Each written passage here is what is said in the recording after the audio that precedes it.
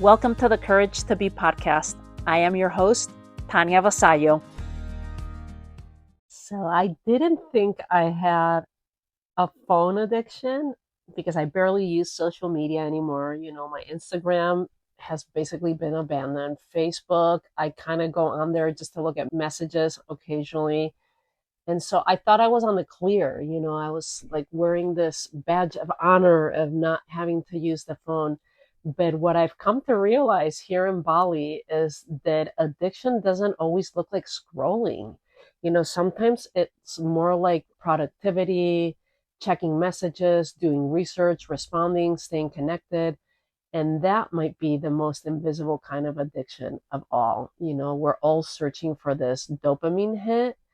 And my wake up call was actually when I've been journaling. So I've been doing morning pages that Julia Cameron put into practice. Well, I followed her Artist Way book and she calls them morning pages. I started doing that in the 90s, so decades ago.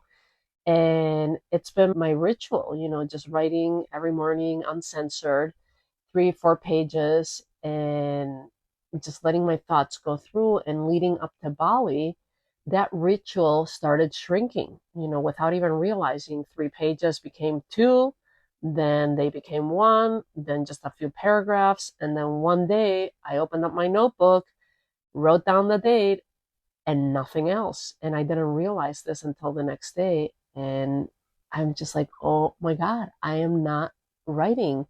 Because at first I thought it was because I was busy, the logistics of packing, the chaos of preparing everything for the move.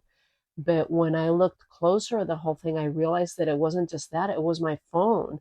Like I'd be writing something mid-sentence and I'd think of something to look up, like, okay, let me look that up. Does that make sense? You start realizing they say we have 60 to 90,000 thoughts per day. And so as you're journaling, you'll find that if you are a journaler and you write uncensored, one thought leads to another, then leads to another. And so then it's like, oh, my to-do list. And so I would be reaching out to my phone either to put something into the calendar or a reminder or a quick check or let me research something. And the thread of those thoughts, of that writing suddenly would become broken. And I'm like, wow, that's fascinating. I thought I had a control over this and it's non-existent. So what I've learned here in Bali is definitely that this island has a way of slowing you down, whether you like it or not. And in that slower rhythm, I've started seeing how addicted I've become to stimulation, not just social media, but to movement, to that subtle doing. And one of the things I wanted to experiment within my journaling, because that's where I perceived it and I started noticing this. And I had heard about this, that if the phone's nearby, it becomes much easier for you to reach out for it.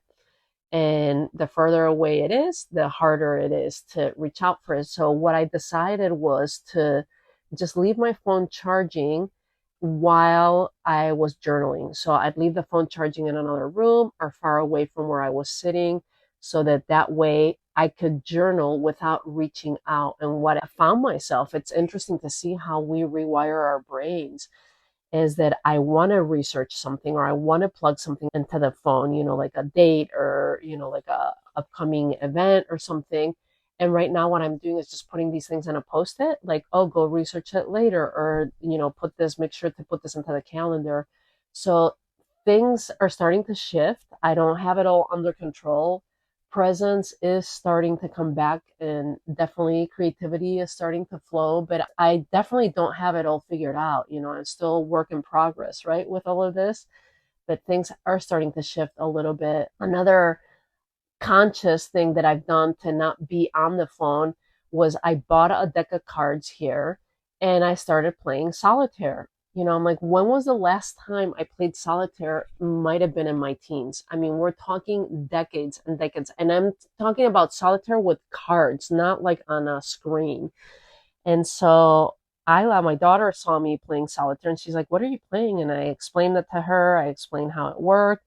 And she was hooked. She spent hours trying to win on her own, win the game. I was helping her initially.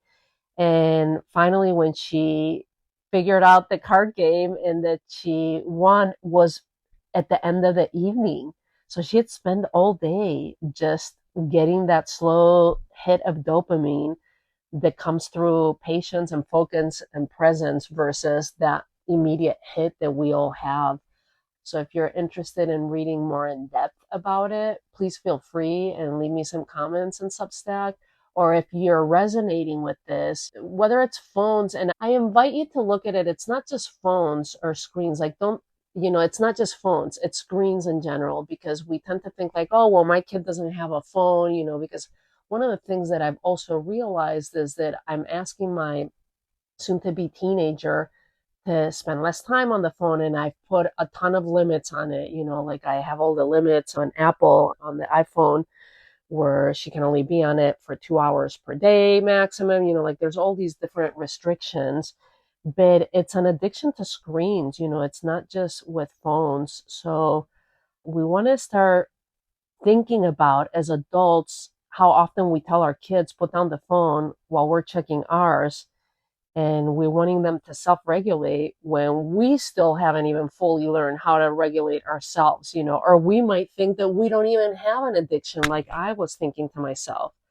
So the courage here is in reclaiming our attention, because presence is where connection usually lives. We want to start connecting more to those that are close by to us.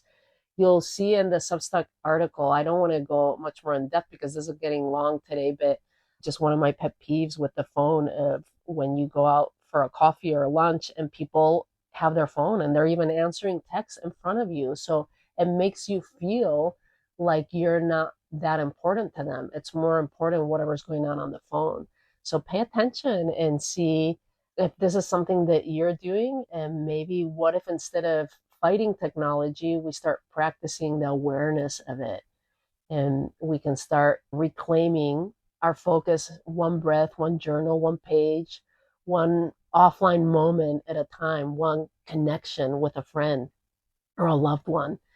So if this episode spoke to you, I'd love to hear your reflection again on Substack, or you can make a comment in YouTube. This helps with the algorithm and with getting the message out to more people. So until our next episode, remember to always choose courage over comfort. If you loved today's episode, it would mean so much if you rate and review The Courage to Be on Apple Podcast. Not only does it help the show to grow, but it also gets you in the running for something amazing. Every month, I draw one lucky winner to receive a complimentary 7-night, 8-day vacation. You'll get to pick from over 3,000 beautiful resorts worldwide. You just cover the taxes and fees like you would with a travel rewards. Airfare is not included. And if you want to double your chances, along with your Apple Podcast review, leave a couple of comments on YouTube. That counts as a second entry. Just send your screenshots to help.thecouragetobe@gmail.com, and you'll find the email in the show notes too. It only takes a moment, and who knows, your next adventure might be closer than you think. Thanks for tuning in. I'll see you on our next episode of the Courage to Be podcast.